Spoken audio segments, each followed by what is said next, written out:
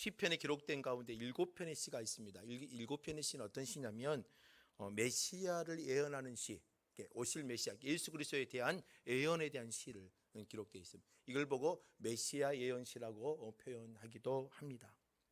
그 중에 하나가 오늘 110편 말씀인데요. 이 110편의 말씀은 예수 그리스도가 어떤 분이냐, 그리고 예수 그리스도분은 어떤 역할을 하셨느냐, 또 예수 그리스도는 어떠한 우리에게 은혜를 내려주시느냐, 이걸 오늘 본문의 1절부터 7절까지 기록되어 있는 말씀입니다. 그래서 이 1절부터 7절까지 기록되어 있는 말씀을 구분하면 이렇게 크게 세 가지로 구분할 수가 있습니다. 하나는 1절부터 4절 말씀에 보면은요, 두 가지가 구분되어 있습니다. 하나는 뭐냐면 오실 메시아, 다시 예수 그리스도는 누구냐? 우리의 왕입니다 라고 설명하고 있으면서, 또 하나는 뭐냐? 예수님은 우리의 영원한 제사장이시다. 이걸 1절부터 4절까지 이 두 가지를 설명을 합니다. 그리고 5절부터 7절 말씀이 뭐냐면 메시아가 오셔서 정말론적으로 마지막 때에 악한 자들을 어떻게 하겠느냐? 심판하시겠다라고 해서 설명되어 있는 부분들이 바로 5절부터 7절 말씀입니다.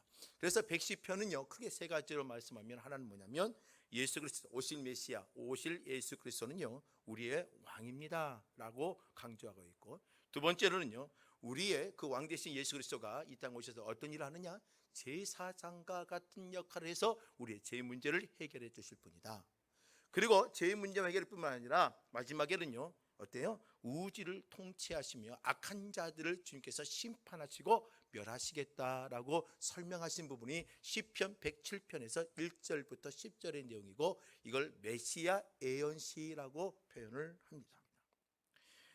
오늘 이 본문 110편의 말씀은 우리에게 몇 가지 중요한 것을 설명하죠. 2절에 가서 보면 주의 권능의 규를 내가 보내리리 라고 되어 있고요, 5절의 말씀에 보면 예수 그리스도는 왕들을 쳐서 깨뜨리신다라고 설명하고 있고요, 6절에 보면은요 예수 그리스도는 이 땅에 오신 메시아는요 문 나라들을 심판하신다라고 설명을 하고 있습니다. 그리고 나서 규를 뭐죠? 주의 권능의 균을 내가 보내시리라고 되어 있어요. 균은 뭘 말합니까? 왕권을 설명하지요. 그리고 노하시는 날에 왕을 쳐서 우리의 심판을 보여주고 그 머리를 완전히 무너뜨리며 깨뜨리신다는 것이 이 땅에 오실 메시아의 모습이라는 겁니다. 그런데 이 메시아의 모습은 결국은 우리에게 뭘 설명하느냐? 승리입니다. 하나님의 놀라운 승리를 가르쳐 주고 있는 거죠. 7절 말씀을 보면 참 이 시적인 표현을 의미를 알고 보면 너무나 감사해요. 시냇물을 마심으로 그의 머리를 드셨다. 시냇물을 마시고 그 머리를 드셨다고 표현되어 있습니다. 메시아 대신 예수 그리스도가 바로 그런 분이라는 것입니다. 우리에게 마지막까지 믿음의 길을 걸어가고 신앙의 길을 걸어가는 자들이 누릴 수 있는 마지막의 승리의 은혜까지 주는 분이 누구냐? 이 땅에 오실 메시아라는 것입니다. 우리는 그 메시아를 믿고 사는 자들 아닙니까? 우리는 그 예수 그리스도를 붙잡고 사는 자들 아닙니까? 우리는 승리의 담보를 가지고 사는 자들 아닙니까? 오늘 저와 여러분들 이 완벽한 승리를 바로 예수 그리스도가 보여주셨습니다. 어디에서요? 십자가에서 보여주셨다는 것입니다. 새벽 이슬 같은 주의 청년들이 누구에게요? 이 땅에 오실 메시아에게로부터 뭐 한다고요? 나온다라고 표현합니다. 누가요? 새벽 이슬 같은 주의 청년들이. 이걸 뭐예요? 성도를 말하는 겁니다. 이 땅에 오실 메시아를 붙잡고 확신하며 사는 자들은 바로 그 메시아에게로부터 뭐가 나오는 거예요? 새벽 이슬 같은 주의 청년의 모습이 우리에게 나온다는 거예요. 이게 축복이라는 겁니다. 축복. 오늘 저와 여러분들은요 주께 나오는 새벽 이슬 같은 주의 청년들인 것을 확신하시길 바랍니다. 그러면 우리가 왜 새벽 이슬 같은 주의 청년들의 모습이 뭘까요? 왜 우리를 하나님께서 나이가 먹었고 힘이 없어지기도 하고 나이도 많이 늙어서 어때요? 나이가 많이 들어서 이제 힘이 없는 사람들도 있고 또 어떤 어린 사람도 있고, 그런데 이 모두들을 보고 왜 하나님의 청년들이라고 표현하느냐? 왜요? 하나님의 특별한 은혜가 존재하기 때문에요. 그 은혜가 뭐냐? 우리는 하나님의 은혜와 이 땅에 오신 메시아를 통해 뭘 누리느냐? 마음이 날마다 새로워지기 때문이에요. 여러분들 예수님 때문에 마음이 새로워집니까? 여러분들 예수님을 붙잡고 있을 때나 마음이 즐거워지고 행복하십니까? 여러분들 예수의 복음은요 여러분들의 마음을 새롭게 만들어내고 주의 영의 은혜는요 여러분들 기쁘게 만들고 항상 신선하게 만들어내는 것입니다. 여러분들 그 예수님의 은혜가 가지고 사는 사람이에요.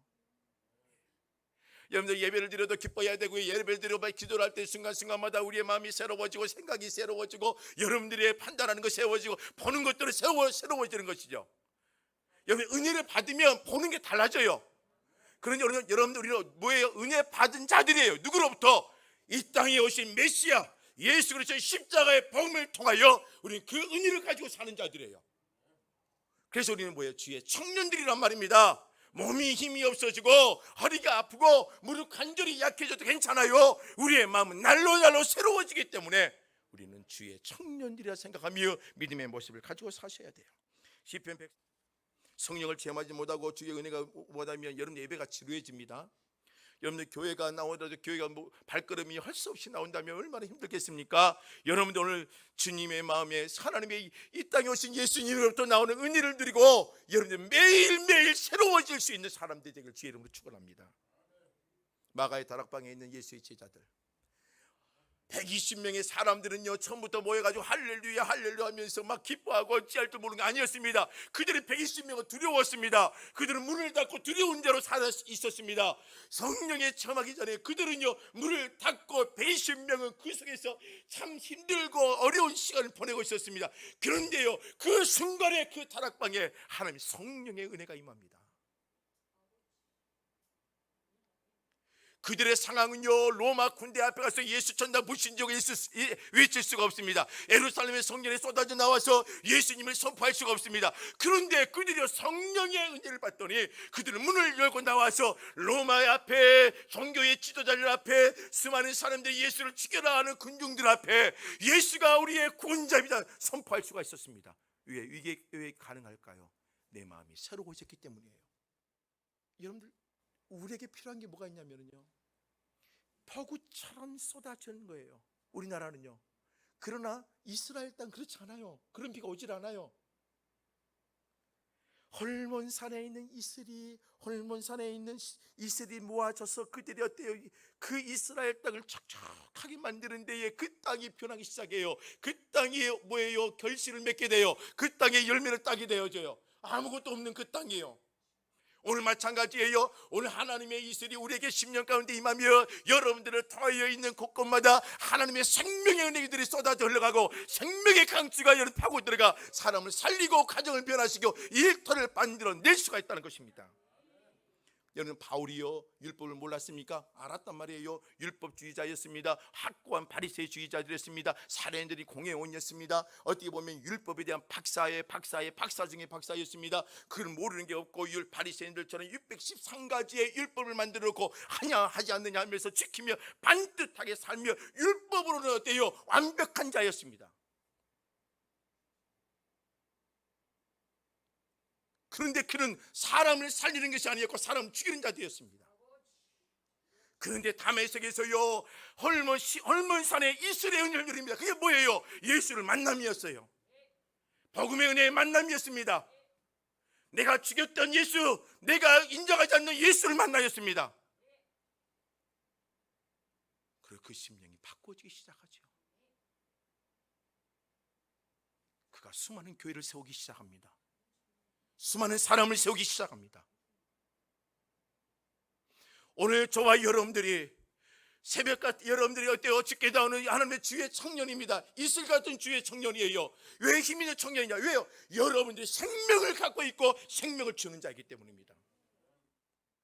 여러분들 청년들은요 하나님의 은혜를 누린 자들은요 뭐가 있냐면요 함께하는 모습, 동력하는 모습, 함께 즐거워하는 모습, 함께 기뻐하는 모습, 함께 아파하는 모습, 이게 연합의 모습입니다. 시편 133편의 모습을 보면 보라 형제가 동거하며 어찌 그렇게 아름다운지요 라고 그냥 뭔 말인지 몰라요. 그런데 그 다음에 133편 그 후반절에 뭐라고 설명하느냐? 머리에 있는 보배로운 기름이 흘러서 아론의 수염을 흘리고 적시고 옷깃같이 내린 같고 라고 돼 있어요.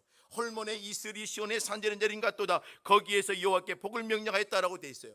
오늘 저와 여러분이 하나님의 은혜를 누립니까? 하나님의 시온의 은혜가 여러분들의 머리부터 발끝까지 흘러내려오며 이 은혜가 온 믿음의 지체들과 흘러 파고 들어가고 옷깃까지 파고 흘러 들어가는 것처럼 뭐가 필요하느냐? 하나님의 청년들은 하나님의 은혜를 아는 자들은 서로 연합한다는 것입니다. 오늘 저와 여러분들 가족입니다. 오늘 저와 여러분들 가족입니다. 영적인 가족입니다. 함께 아파할 줄 아는 자들이고, 함께 기뻐할 줄 아는 자들이고, 함께 박수를 쳐주는 자들이고, 함께 고통을 참여하는 자들이에요.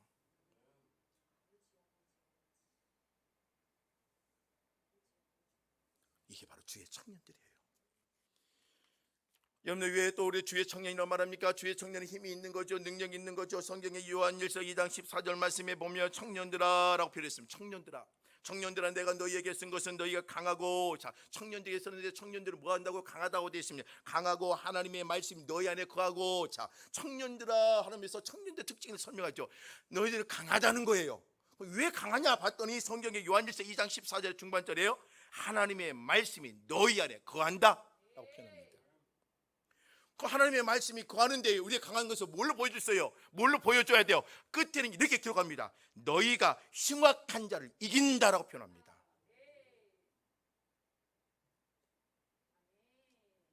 오늘 여러분들이 하나님의 청년이라 표현하지요. 오늘 왜 우리가 주의 청년이 말합니까? 이슬 같은 주의 청년이 말합니까? 왜요? 이 땅에 오신 메시아를 통하여 우리는 뭘 누렸습니까? 강함을 가졌습니다. 왜요? 내 안에 주님이 거하시고 주의 말씀이 내 안에 거하며 내가 나를 통하여 하나님이 할 수 있는 일이 너무나 많아져요. 너무나 많아져요. 오늘 저와 여러분의 주의 청년이라면 세상에 흉악하고 세상에 악하고 우리의 마음을 어그러뜨릴 수 있는 그런 것을 여러분들 이기는 하나님의 은혜를 누리는 성도가 되기를 주의 이름으로 축원합니다. 이게 바로 청년이에요. 성도들은요, 끊임없이 주의 청년들은요 뭘 해야 돼요?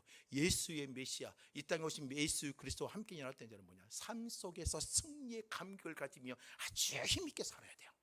세상의 유혹도 이겨내야 됩니다. 세상에 여러분들 이건 하나님의 뜻이 아니라면 이겨내야 됩니다. 여러분들 손해를 보더라도 하나님의 뜻이 아니라면 이겨내야 됩니다. 이러면서 여러분들 뭐예요? 매번 매 순간마다 하나님의 승리의 감격들을 가지고 살아갈 때에 이게 쌓이고 쌓이면 쌓이고 어떻게 됩니까? 우리는 힘 있는 하나님의 청년들이 되어지는 거예요. 그럼 우리는 일어서야 될 거 아닙니까? 주의 청년으로 살아야 될 거 아닙니까? 이걸 유지해야 되잖아요. 주의 청년들 같은 삶으로 유지해야 되냐? 만나면 즐겁고 만나면 행복하고 마음이 새로워지고 성령의 강함을 가지고 여러분들 이겨내며 승리의 감격을 나누면 그런 모습을 끊임없이 유지해야 되잖아요. 그러려면 뭐가 필요하느냐? 사명감이 필요합니다. 마태복음에 가서 보면 28장 19절에서 20절에 예수님이 승천하시며 제자들에게 뭐 사명을 하나 주는데 뭘 주느냐? 너희는 가서 모든 민족으로 제자를 삼으래요. 그리고 아버지와 아들과 성령의 이름으로 세례를 베풀고 내가 너희의 분부한 모든 것을 가르쳐 지키는데 뭐라고 말합니까? 세상 끝날까지 내가 너와 항상 함께 한다는 거예요.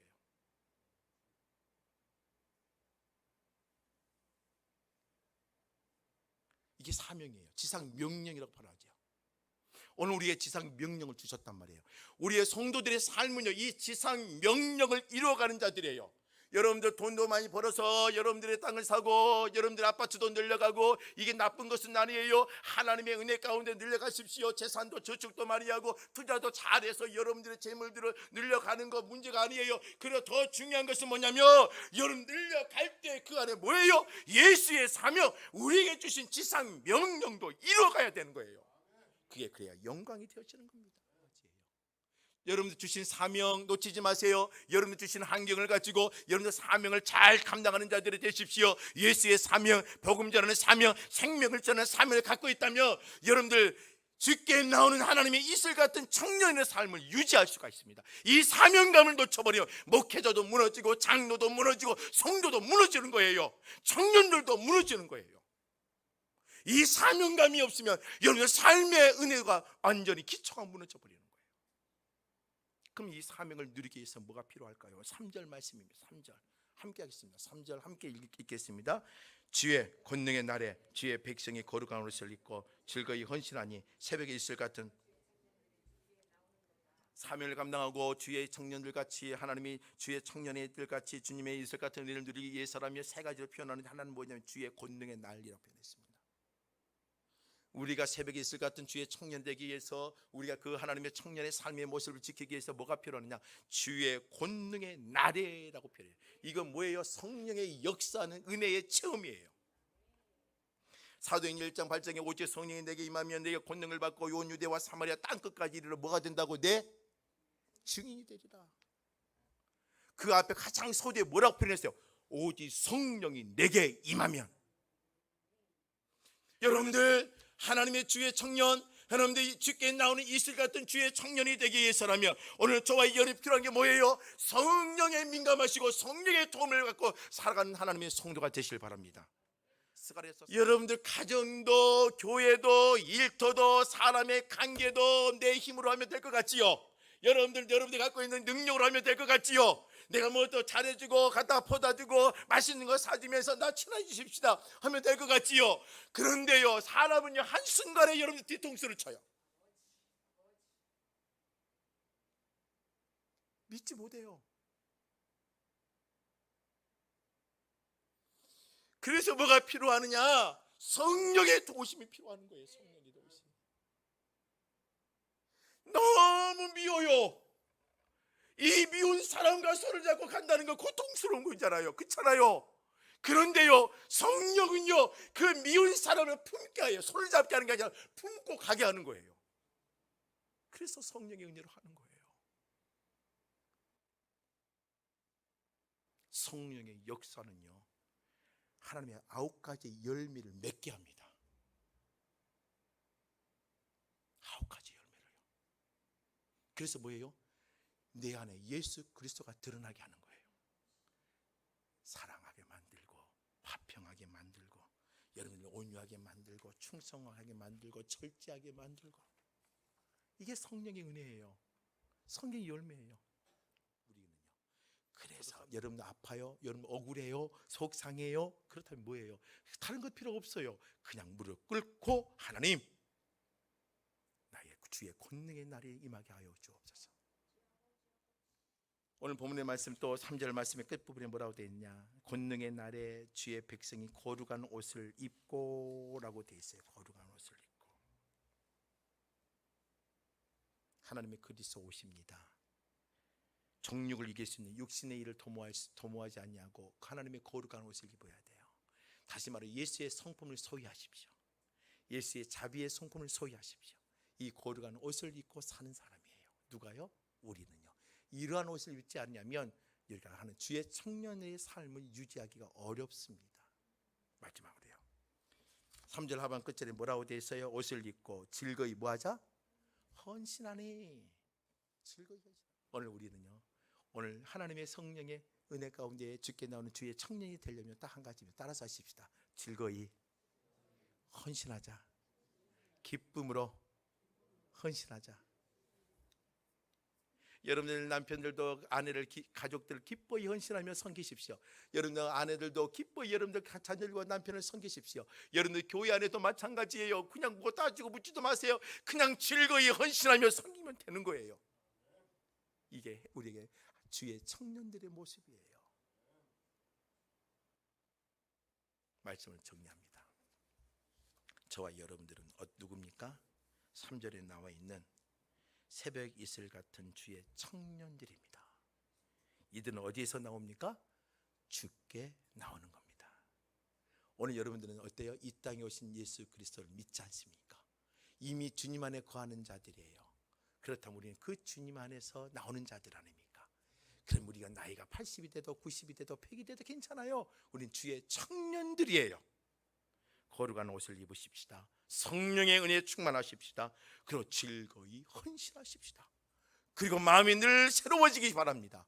힘있고 능력있고 악한 자를 이길 수 있는 하나님의 청명함을 가지고 있는 사람들이 되시기를 바랍니다. 그렇다면 여러분들이 이미 여러분들의 행복을 누리고 살아갑니다.